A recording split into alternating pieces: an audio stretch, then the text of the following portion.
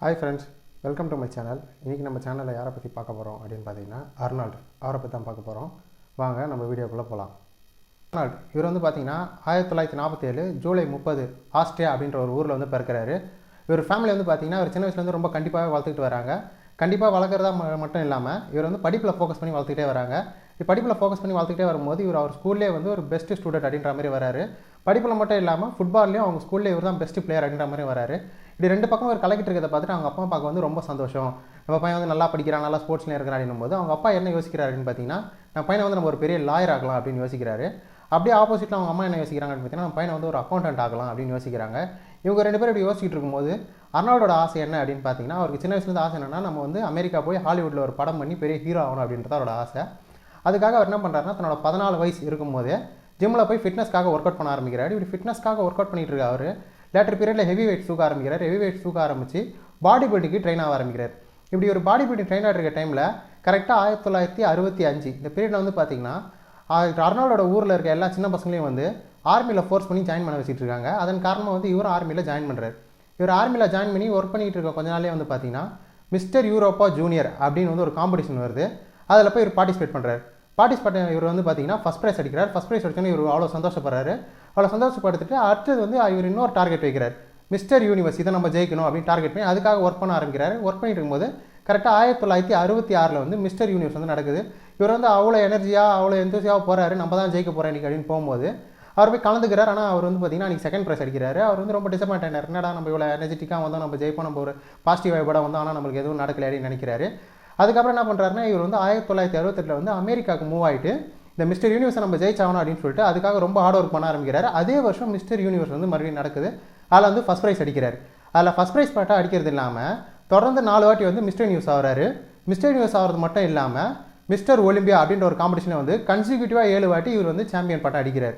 இப்படி சாம்பியன் பட்டம் அடிக்கிறதுனால இவரோட ஏமே வந்து என்னென்னு பார்த்தீங்கன்னா, ஹாலிவுட்டில் வந்து ஒரு ஹீரோ ஆகணும் அப்படின்றதான் இவரோட ஏமே. இவர் ஹாலிவுட்டுக்குள்ளே வரதுக்கு முன்னாடி வந்து பில்லியனர் ஆரம்பிச்சிடுறாரு. இப்படி பில்லியனர் வர அர்னால்டு வந்து பார்த்தீங்கன்னா 1970 அவருக்கு ஒரு படம் வாய்ப்பு கிடைக்குது ஹாலிவுட்டில்.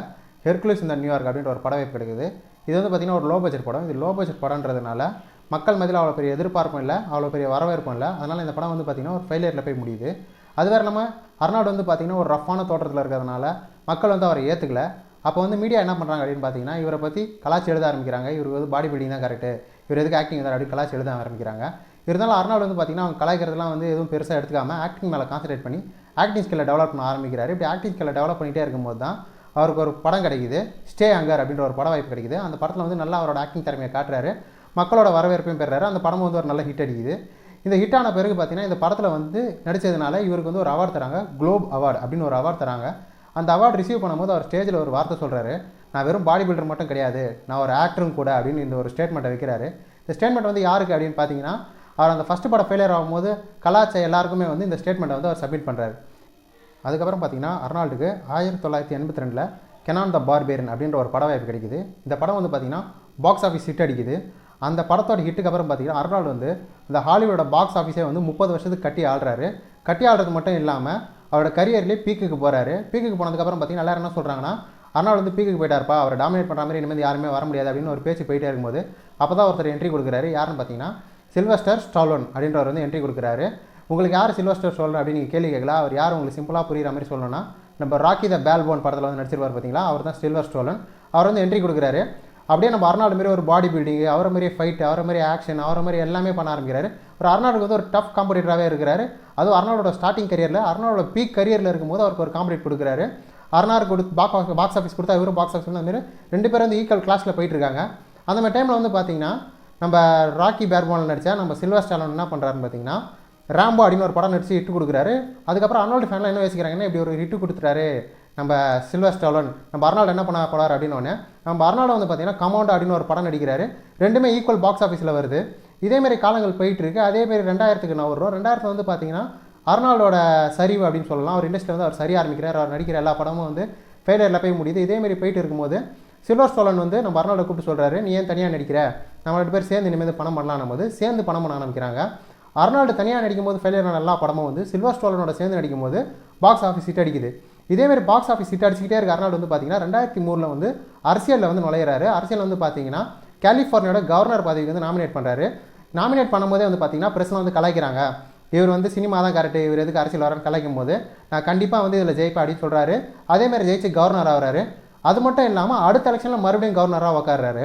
நம்ம அர்னால்டோட கடை எடுத்து பார்த்தீங்கன்னா அவர் ஸ்டார்டிங் ஸ்டேஜில் வந்து படத்துக்குள்ளே வரும்போது நீங்கள் பாடி பில்டர் அப்படின்னு கலாச்சாங்க மாதிரி நல்லா ஒரு ஆக்டர்னு சொல்லி ப்ரூவ் பண்ணியிருக்காரு. அதேமாதிரி அரசியலில் வரும்போது பார்த்தீங்கன்னா நீங்கள் நடிகர், நீங்கள் அரசியல் வரேன்னு சொல்லும் போதும் அந்த அரசியலில் அவர் ஜெயிச்சு காமிச்சிருக்காரு. இந்தமாதிரி அவரை பற்றி பேசுகிற எல்லாரையும் வந்து அவர் காதல் வாங்கிக்காமல் அவரோட டார்கெட் என்னவோ அதை நோக்கியே பயணம் பண்ணியிருக்காரு. அதனால் சக்ஸஸ் ஆகிருக்காரு. இன்றைக்கி நம்ம அர்னால்டை பற்றி பேசுறது உங்களுக்கு பிடிச்சிருக்குன்னு நாங்கள் எதிர்பார்க்குறோம். அதேமாதிரி உங்களுக்கு பிடிச்ச நபர் யாரையாவது பற்றி பேசணும் அப்படின்னு நீங்கள் ஆசைப்பட்டீங்கன்னா கமெண்ட்டில் அவரோட பேரை போடுங்க. நாங்கள் கண்டிப்பாக அவரை பற்றி பேசுவோம். நபர் மட்டும் இல்லை, எதனா விஷயங்களை பற்றி பேசணும்னு சொன்னாலும் நாங்கள் அவரை பற்றி பேசுவோம். இந்த வீடியோ பார்த்துக்கு ரொம்ப நன்றி. உங்கள் சப்போர்ட் எங்களுக்கு கொடுங்க.